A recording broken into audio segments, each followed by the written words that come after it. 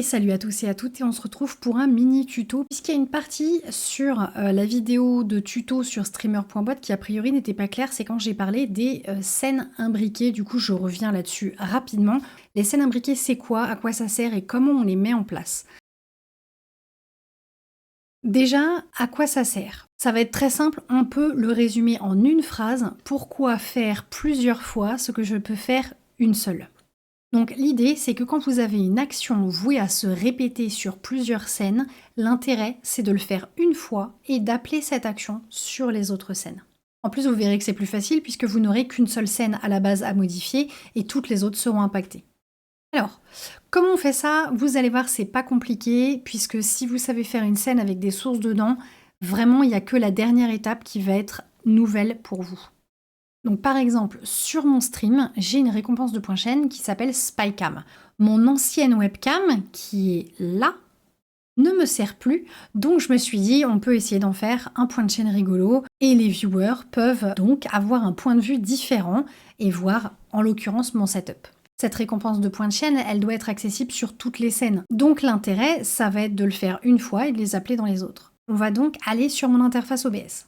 Donc, je vous montre quand même comment créer la scène, même si a priori ça devrait pas être une difficulté puisque vous avez déjà dû créer des scènes pour streamer. Je suis ici sur ma scène Spycam. Donc ici, j'ai un groupe et quand je l'affiche, avec une transition en balayage, ça me permet d'afficher une scène de ma webcam secondaire. Donc j'ai simplement un overlay dessus avec les petits coins blancs et le Spycam. Et derrière, la Spycam avec. Et maintenant, on va passer sur la scène gameplay pour pouvoir imbriquer cette scène-là. Vous voyez, jusqu'ici, c'est vraiment pas compliqué. Je viens donc à nouveau dans ma scène gameplay, c'est là que je vais vous montrer comment l'intégrer.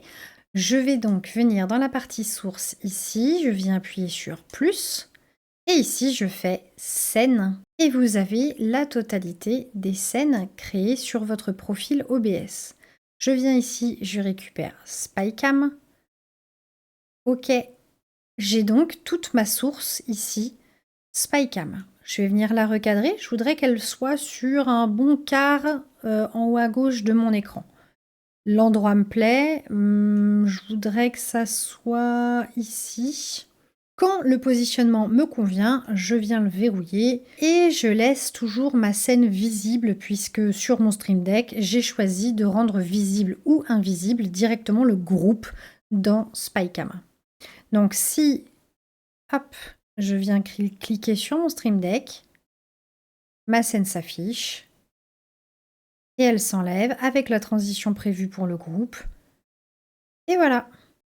Et comme ça, quand j'ai une modification à faire pour la Spycam, si jamais, je sais pas, je voulais enlever le petit overlay qu'il y a dessus, bah c'est très simple. Je vais sur ma scène Spycam, j'ajoute ce que je veux, j'enlève ce que je veux, et de toute façon, comme dans mes autres scènes, c'est bien la scène Spycam qui est affichée, ce sera répercuté partout. Voilà, j'avais juste envie de revenir là-dessus parce qu'a priori, c'était pas clair pour tout le monde. Il y a peut-être des streamers qui ne connaissaient pas les scènes imbriquées. J'espère que ça vous servira pour l'avenir parce que ça peut aussi économiser des choses en termes de ressources sur votre PC puisque vous aurez des choses qui vont tourner en arrière-plan si vous répétez plusieurs fois les mêmes actions et les mêmes appels de source.